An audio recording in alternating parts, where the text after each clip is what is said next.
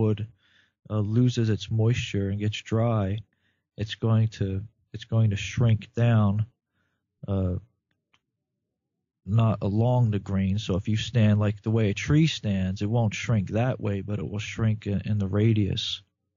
So you gotta build to compensate for that in the long run. Mm-hmm.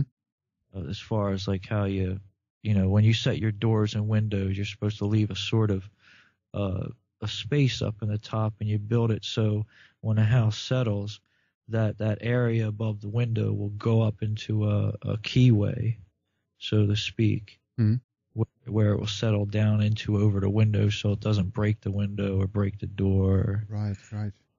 That kind of stuff needs to be considered with the plumbing as well. So, yeah, I've been reading the books and then watching certain videos that were produced by B. Allen Mackey's School of Log Building, and then getting ideas. And then I've found some dead trees back in the woods where I like to go and work on some of my skills, and it's where I built a lean-to. And I found this one dead standing tree, and I hand-hewed the whole thing with axes, a draw knife, a slick, and then cut a couple notches. So I made a bench.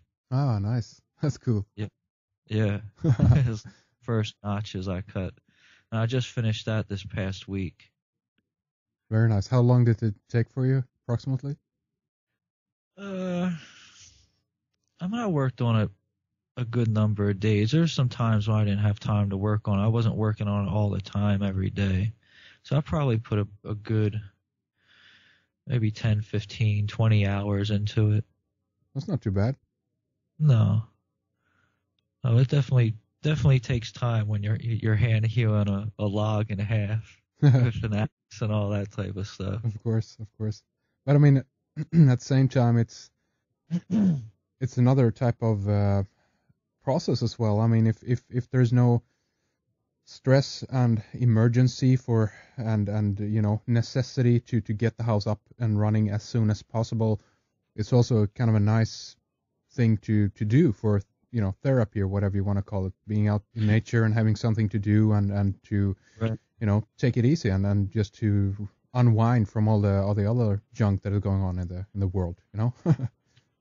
Yeah, no doubt about it. And that's another thing. I think it's healing to just work with the natural materials for myself, but also think just log homes in general, when people live in them, I think it has a psychological healing as well. It kind of brings people closer to nature. They're surrounded by these logs in their natural form that they were once trees, and there's this connection there. There's a deep connection between human beings and trees. And yeah, I think to have a house built out of logs that way is definitely a deeply psychological healing that can occur because of it. Because there's definitely this break between man and nature, and it's not healthy. It's not healthy that people don't understand where their food comes from, and they don't understand that a chemtrail is not a cloud, and just that whole thing that goes on with so many people of how they're so out of touch with their environment, which is their sustenance. I mean, without the earth and the sustenance that it provides us with, whether it be oxygen or water or all the food, without being in touch with that type of stuff, I think it's a dangerous position for people to be into. And again, this New World Order has created this synthetic environment that we're trapped in, so to speak. And we're not really trapped in it, but it's part of that bluff. People think they're trapped in it. They don't see any other ways because they forgot the ways of their ancestors. All of our great-great-grandfathers knew if whatever community they were in at the time, if it fell down or fell over, they knew how to get by without it. But we don't understand these things today. And I think it's a dangerous position to be in, since that they have created this synthetic environment for us. They've created this whole idea of a workforce and having a career and giving yourself over to this agenda while not really knowing what you're giving yourself over to at the same time. Yeah.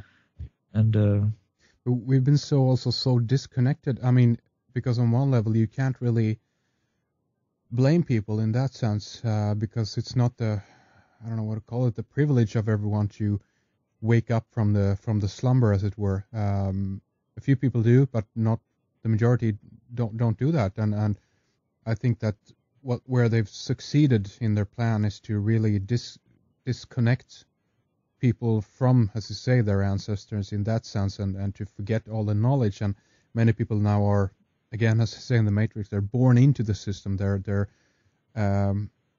and then that's the only thing that they know, so to speak. So they don't really have any options or alternatives to turn to. So the state or the government or the system or the international financiers, whatever you want to call it, that they become the mother and the father figure, and I think they love that dependency as well when people have Yes, yeah, no doubt about it. That's what they want. The dependency equals slavery. The debt equals slavery. And if they want a worldwide slave system, then they'll just keep creating whatever is going to make people dependent. They're never going to want to teach people about self-sufficiency and self-reliance and getting in touch with themselves and everything that's healthy for us. I mean, when people really get past their ideas about it and go out and do it, because everybody's capable of it. And hundreds of years ago or whenever, when we were living close to the earth, if you didn't do it, you would have died. But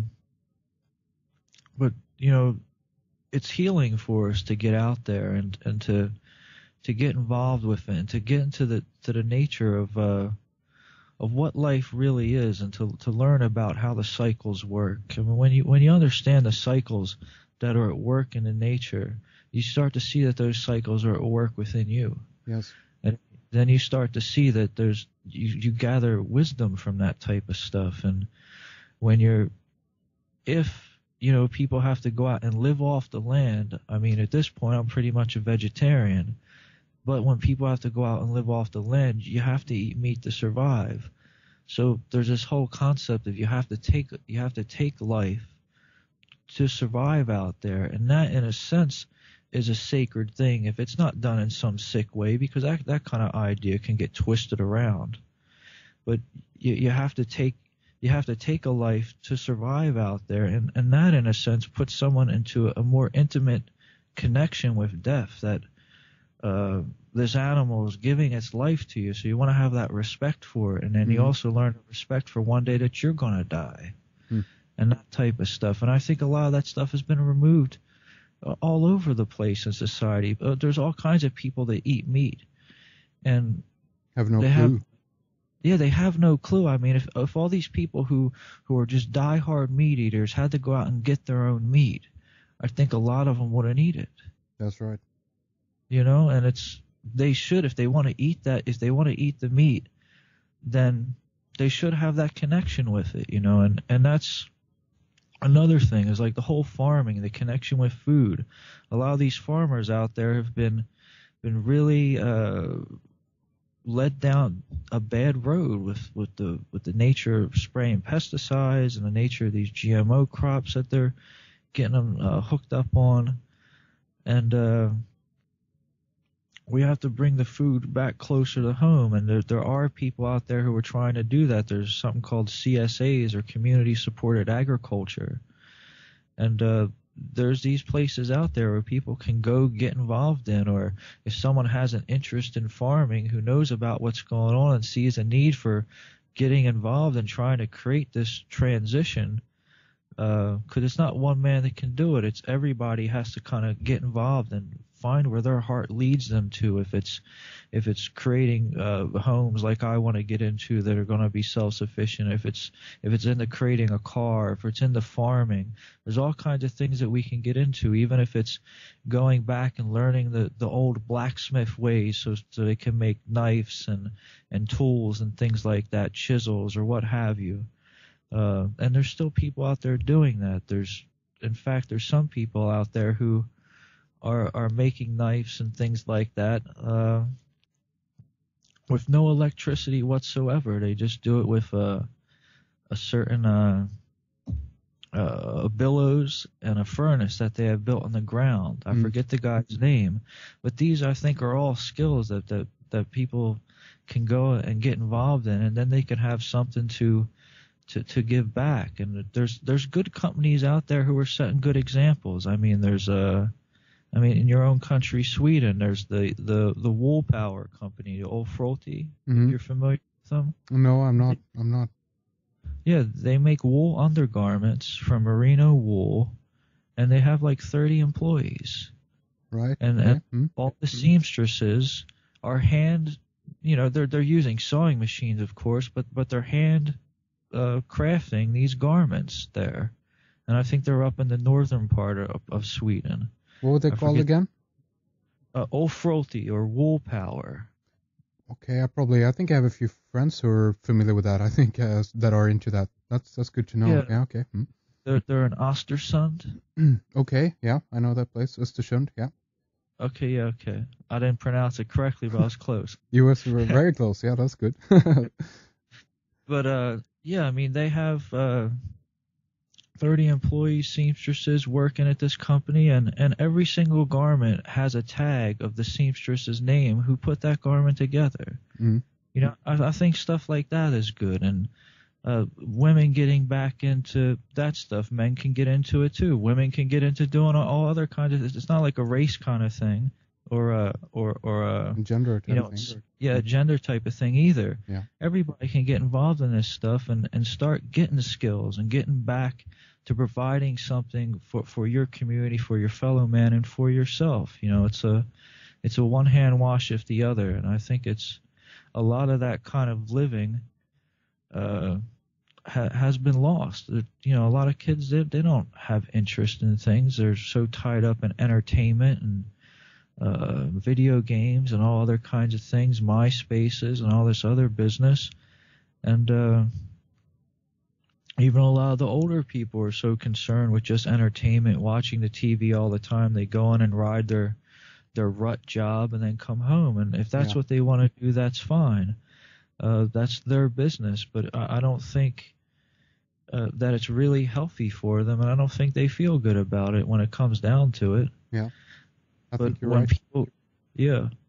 When people go out and get these skills, and they're giving something to their community, there's more community, there's more respect there. It's like you start thinking about what this free trade garbage has done to the world. I mean, there's more slaves today than there's ever been in all history. Yeah, that gives you, what do you call it? That's thought provoking, to say the least. I think you're right. I didn't even think about it in that way, but you're right. All the industrial,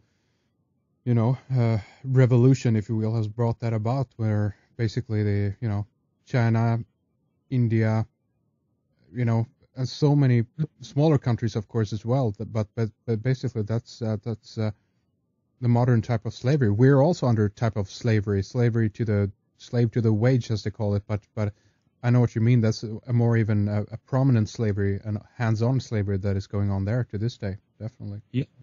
Yeah, and these American companies and these companies out of the West throughout Europe are who owe their own existence to the people who are buying their products from the countries that they come from, are going and just selling everybody out by going and trying to get a cheaper labor on to build their product, and then so the people up top can sit and suck everything up. Sure. I mean, it's just crazy.